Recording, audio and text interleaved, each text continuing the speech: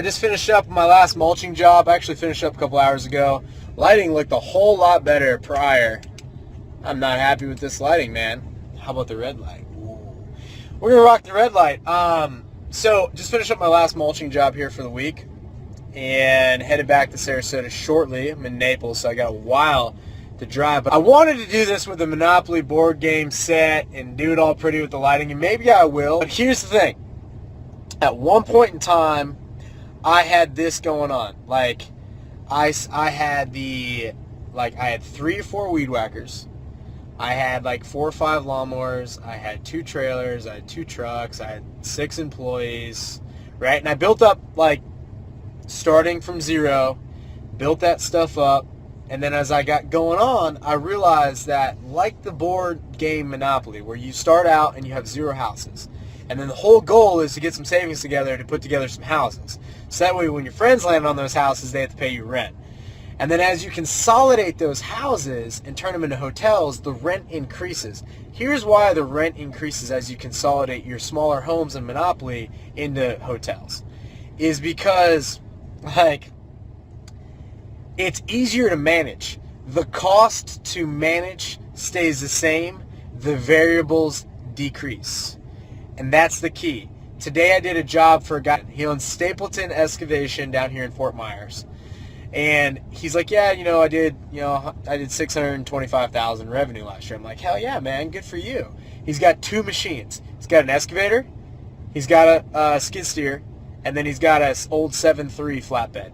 Like, plain Jane stock. Like, nothing going on, ugly as sin.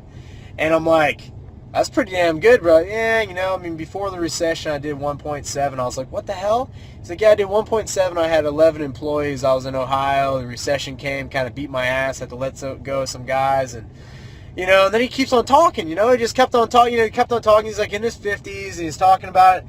The guy's got a 48-foot Roberts boat with a diesel in it, 2014, paid for, house paid for, rental property paid for. At the Kubotas, he ran the Kubotas. He's got the 90 Kubota and he's got the 57 excavator. He bought both of them for 60 grand, got a package deal, financed them, 0 down. It's a whole nother story. Paid him off cash a year later. The point is, the guy's gotten to the point where he does septic fields and he's damn good at it. He does 1 septic field a day. I'm like, dude, that looks complicated. Those pipes, it looks like a couple-day job. He's like, nah, they come in modular tube units, and you set it in the ground, you excavate, and then you laser, and then you put it in the ground, then you backfill it, and you're done. I'm like, what do you make on it? He's like, I make 3 grand a septic field. That's what I do. I make 3 grand. He's like, I do about 4 a week.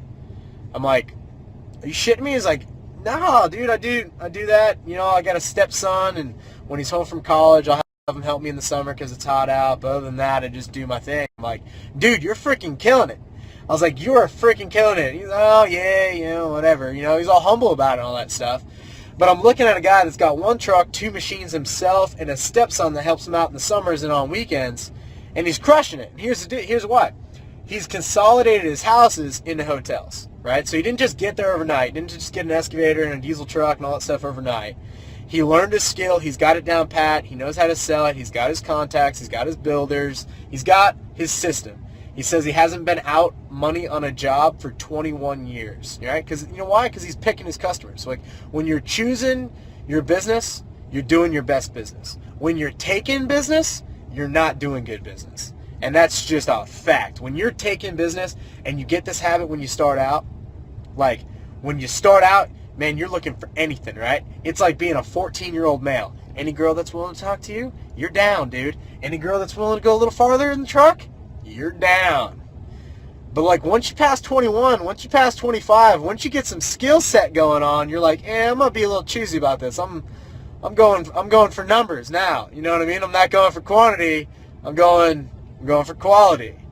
And that happens. That happens in business. Like, it's about when you get going, it's like, oh man, I'll be mowing 5 lawns. I want to be mowing 7 lawns. I want to be mowing 70. I want to be mowing 400.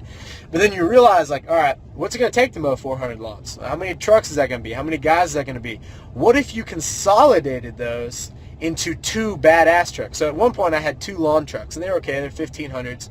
And then I consolidated them into 1 badass truck, the E1 rig, right?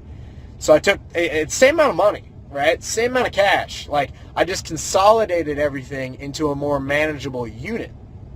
And it allowed me to manage it better. Because it allows me to manage it better, it allowed me to elevate my status, like, slightly.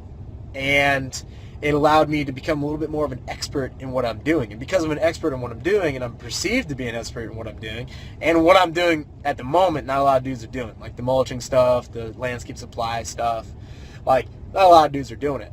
And so, because of that, it's allowed me to pretty much charge what I need to be charging. To, like, do what I want. Did my time, dude, you know? And I'd still go out and mow with them. But the point of the consolidation factor, because in small business, you get going, you get busy. And once you're busy, then you just, shit's chaotic. And if you can consolidate, and you have more wealth than you think you have. Like, if you have 40 lawn customers, 50 lawn customers, dude, you got 25 grand in the bank. You just got to put it on Craigslist. That's what you don't know. You can normally sell your accounts for 6 months revenue, 3 to 6 months revenue, which is normally about 2 years profit. So, like, if you can do that, like, why wouldn't you do that? And then move yourself, maybe keep half your clients, the ones you like, you know, move in. Like, but the main thing is that you have to be able to control your time. The only thing in Monopoly that really matters, and everyone knows from playing this game, is Monopoly is a time game. The person who's willing to sit at that coffee table for the longest is going to win that Monopoly game. I freaking love Monopoly, right? That's like one of my favorite board games. But what makes you a winner of Monopoly is 1, staying power, 2, you got the patience to stay in the freaking game, which kind of goes in with staying power, and 3, you're consolidating Boardwalk and Parker Place. That's what you're doing. Like, you're not putting one house on it, you're not putting 4 houses on it, you're putting a freaking hotel on that thing, and you're managing that hotel, because it's easier to manage that hotel. And then everyone knows, and no one knows this towards the end of the board game, but towards the end, everyone's like, hey, what are the rules here? And honestly, if you're playing with your mom, grandma, brother, sister, everyone at some point, no matter how religious they are, says, hey, fuck this game. Fuck this game. We're done. And what they do is they start trading, right? Everyone knows this. Hey, man, I'll trade you Parker Place if you give me Baltic with your hotels. And everyone knows if you got Baltic, you can win if you got hotels on it. It doesn't matter if you're sitting on pink or you're sitting on blue. As long as you've got your hotels, you can be in any game you want. Doesn't matter if it's in septic. Doesn't matter if it's in sod. Doesn't matter if it's in mulching, which is like, you know, new and sexy. And I think it's cool, but I also had a lot of problems this week. I mean, it is 11 p.m. I am 110 miles away from home. I'm going to get home tonight, but it's going to be a long time. I'm in the mulching game, though. Was billing $200 an hour, so it was nice. It is addicting. You're like, I'm just going to stay out here. But the point is, when you consolidate, you can manage. And when you can manage, you can do better business. And I had an older guy once tell me, who eventually poached one of my best guys. He said this: I'd rather do 80% of the business at my cost, at my price. Let me start this in.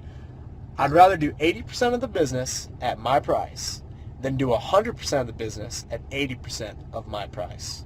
And that, boys, is why I'm not working right now in December. And we were like, when we met this guy, we're like, how are you so slow right now? He's like, dudes, I've been billing what I wanted to bill all year round. Now it's Christmas time. I haven't gotten the last couple quotes. I'm not dropping my prices just to get busy. He's like, I got margin in the bank. I'm going to get my shop right. I'm going to get my truck clean. I'm going to get the oil changed. And next week I'll sell a project, and it's going to be 100% of my price. It's going to be my work at my price for how I do things.